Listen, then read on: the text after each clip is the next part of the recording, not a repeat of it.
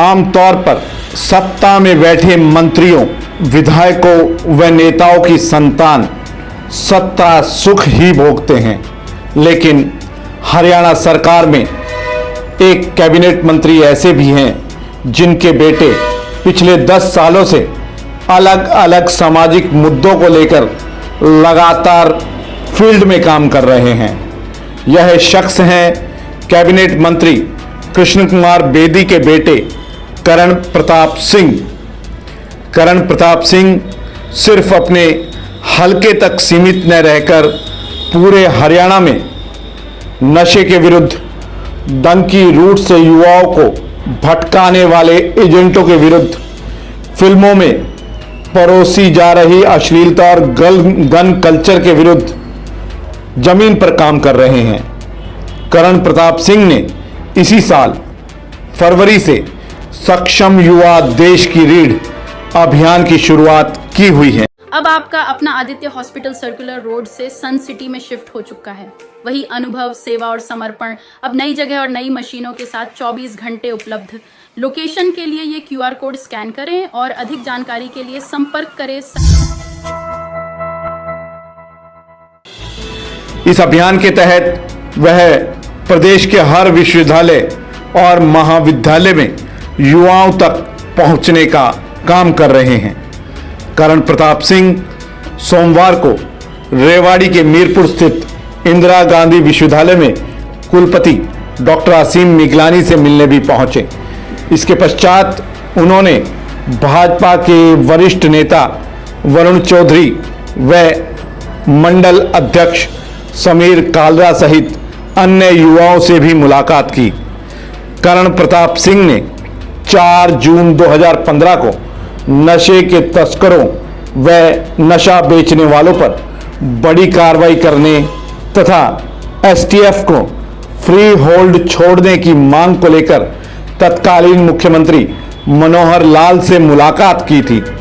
उनका कहना है कि यह उसी का परिणाम रहा जो पिछले 10-11 सालों में भाजपा सरकार ने 5800 करोड़ का नशा नष्ट किया है।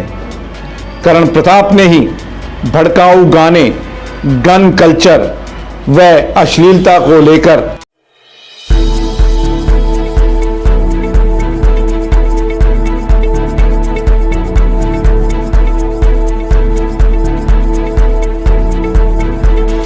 आवाज उठाई थी, जिसके पश्चात इस दिशा में भी हरियाणा सरकार ने बड़े कदम उठाए। युवाओं को डंकी रूट से विदेश भेजने वाले रैकेट के खिलाफ भी उनका अभियान लगातार चल रहा है, जिस पर हरियाणा की नायब सरकार ने भी कानून बनाया है। हरियाणा के हर जिले में उनका पहुंचना साफ करता है कि करण पिता की राजनीतिक विरासत का उपभोग करने के बजाय खुद की जमीन तैयार करने में विश्वास रखते हैं। वह भाजपा के प्रदेश कार्यकारिणी सदस्य भी हैं, लेकिन जमीन से जुड़कर काम करना उनकी आदत में शुमार है। निश्चित तौर पर उनका यह प्रयास हरियाणा के उन युवाओं के लिए प्रेरणा है जो राजनीति का पर्याय केवल सत्ता सुख को मानते हैं। पूरे हरियाणा भर के अंदर जितने विश्वविद्यालय हैं, जितने हमारे महाविद्यालय हैं, उन सभी का मैंने एक संकल्प लेकर के चला हूँ 25 फरवरी 2025 से, जिसमें मैंने कार्यक्रम की जो नींव रखी है वो सक्षम युवा देश की रीढ़। इस अभियान को लेकर के हम संकल्पबद्ध हुए हैं कि हरियाणा के जितने विश्वविद्यालय महाविद्यालय हैं सभी में जाकर के अपने जितने भाई बंधु हैं उन सभी को जागृत करने का काम करेंगे। क्योंकि देखेंगे आप आज पूरे हरियाणा के अंदर खास करके पंजाब से सटे इलाकों में नशे की बात कर लें या विदेशों की तरफ युवाओं में मची होड़ की बात कर लें, ये बहुत बड़ी आप देखेंगे एक मैंडेट निकल करके आया है पिछले 10, 15, 20 वर्षों के अंदर। तो आप देखेंगे कि आज हमारा देश का युवा इतनी संकीर्ण मानसिकता उसकी हो चुकी है कि अकेला अकेला बच्चा विदेश जा करके बैठ जाता है। अगर पीछे से उनके परिवार के साथ कोई हादसा हो जाए, माँ के साथ, पिता के साथ, तो वो लोग वीडियो कॉल पे संस्कार कराते हैं। तो ये मानसिकता हमारे युवाओं की है। दूसरी तरफ मैं नशे की बात करूं, हरियाणा सरकार ने बहुत बड़ा काम करने का, इस नशे के ऊपर चोट करने का काम किया है, जिसमें आप देखेंगे अभी तक 5800 करोड़ से पिछले 11 वर्षों के अंदर भाजपा सरकार ने ये डिस्ट्रॉय करने का काम किया है नशे के व्यापार को। तीसरी बात मैं करना चाहता हूँ कि अभी हमने एक विषय लेकर के चले हैं जिसका हमने सिग्नेचर कैंपेन के माध्यम से, जिसको हम कहते हैं कि हमने मेंटल हेल्थ का विषय स्कूल्स में, कॉलेजेस में मेंटल हेल्थ का विषय मैंडेटरी हो, कंपलसरी हो, उसके लिए हमने एक अभियान छेड़ रखा है, जिसके माध्यम से मैं अभी हरियाणा की जितनी यूनिवर्सिटीज़ हैं उसमें जा रहा हूँ, जिसमें अपनी मीरपुर यूनिवर्सिटी रेवाड़ी भी आती है, और अभी मैं वाइस चांसलर सर से मिलकर के आया हूँ, उनसे विषय रखा है और निश्चित तौर पे बहुत जल्द रेवाड़ी में भी हम ये कार्यक्रम करेंगे।